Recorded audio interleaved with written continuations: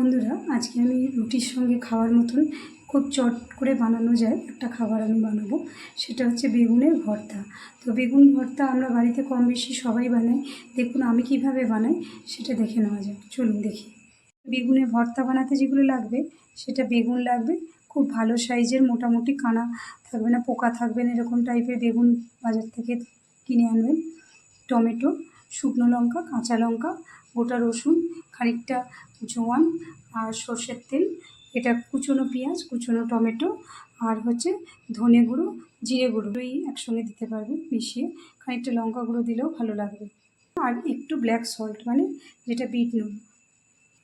বেগুন ভর্তা বানানোর জন্য প্রথমে বেগুনগুলোকে আমি ভালো করে ছিঁড়ে নেব। বেগুনগুলোতে আমি ভালো করে সর্ষের তেল মাখিয়ে নেব। আমি হাতেই মাখালাম এখানে। বেগুন, টমেটো, এবার আমি এগুলোকে পুড়িয়ে নেব। আমি বেগুন আর টমেটোগুলোকে ভালো করে পুড়িয়ে নিচ্ছি। এটা ভালো করে পোড়া হয়ে গেলে তখন আমি এগুলোকে ছাড়িয়ে নেব। আমি বেগুনটা একদম পোড়া পোড়া হয়ে গেছে, টমেটোটা একটু বাকি আছে, আমি এটা করে নিচ্ছি। আমি সর্ষের তেল দিয়ে দিলাম। ফ্রাইং প্যানে আমি সর্ষের তেল দিয়ে দিলাম গরম করতে।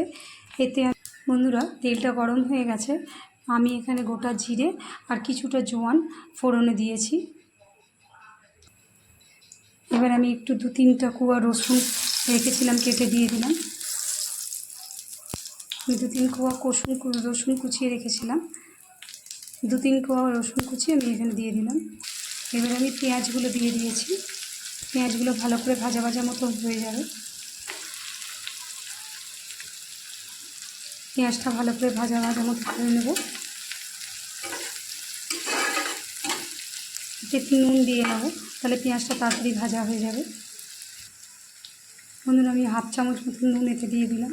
আমি 1 পিঞ্চ মতো হলুদ গুঁড়ো দেবো, খুব কম পরিমাণে 1 পিঞ্চ মতো হলুদ দিলাম কালারের জন্য। পেঁয়াজটা প্রায় হয়ে এসেছে, এবার কেটে রাখা টমেটোগুলো আমি এতে মিশিয়ে দেবো।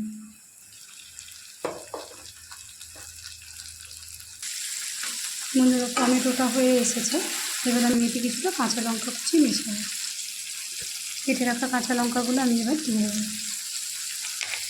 ঝালের পরিমাণটা একটু কম দেবেন, যে যেরকম খান সেরকমই দেবেন।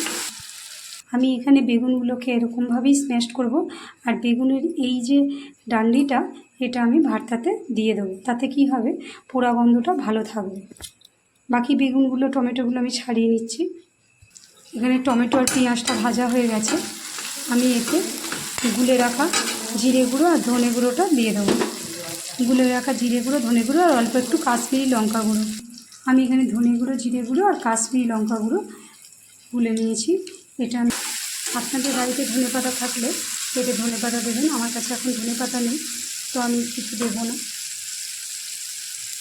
বন্ধুরা, আমি এখানে একটু এই বেগুনগুলোকে পুরোপুরি ছাড়িয়ে নেবো, কোনো রকম জল দেবো না, এমনিই ছাড়িয়ে নেবো। জল দিলে কিন্তু পোড়ার যে গন্ধটা সেটা চলে যাবে। দেখুন, এটা প্রায় হয়ে গেছে, কালার ছেড়ে দিয়েছে। এতে এবার আমি স্ম্যাশ করে রাখা বেগুনগুলো, পোড়া বেগুন আর পোড়া টমেটোগুলো দিয়ে দেবো। আমি এখানে বেগুনটাকে স্ম্যাশ করে নেব, বেগুনটা আর টমেটোটা। আর এই যে ডাঁটিগুলো, এগুলো আমি ওতে ভর্তাতে ইউজ করব, তাহলে এটা গন্ধটা, ফ্লেভারটা ভালো আসবে। এগুলো ফেলবো না।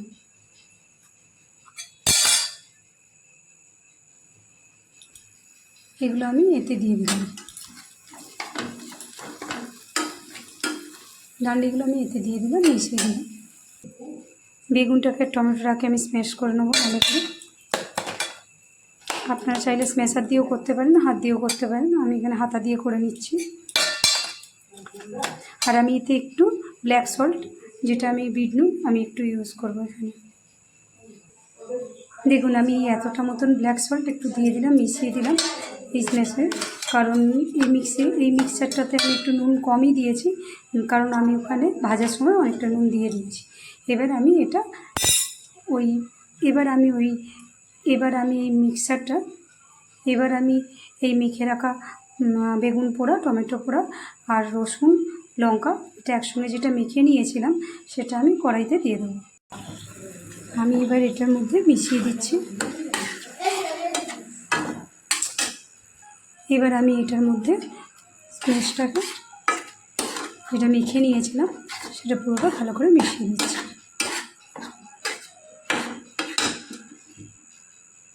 এটা ভালো করে নেড়ে ছেড়ে নেব। বন্ধুরা এটা নেড়ে ছেড়ে নিচ্ছি।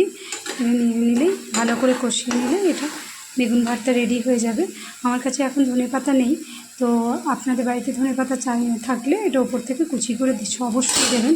ধনেপাতার ফ্লেভারটা এর সঙ্গে খুবই ভালো লাগে। আমার কাছে এখন ধনেপাতা নেই, আপনাদের বাড়িতে ধনেপাতা থাকলে ধনেপাতার ফ্লেভারটা একটু বেগুনের সঙ্গে খুবই ভালো লাগে, অবশ্যই কুচি করে দেবেন। আমার কাছে নেই। বন্ধুরা এটা একদম রেডি হয়ে গেছে। আমি এবার এটাকে সার্ভ করে দেবো। আপনাদের কাছে ধনেপাতা থাকলে অবশ্যই দেবেন, আমার কাছে নেই। বেগুনের ভর্তা একদম রেডি হয়ে গেছে। আপনারাও বাড়িতে এইভাবে রুটি বা পরোটার সঙ্গে বানিয়ে খেতে পারবেন।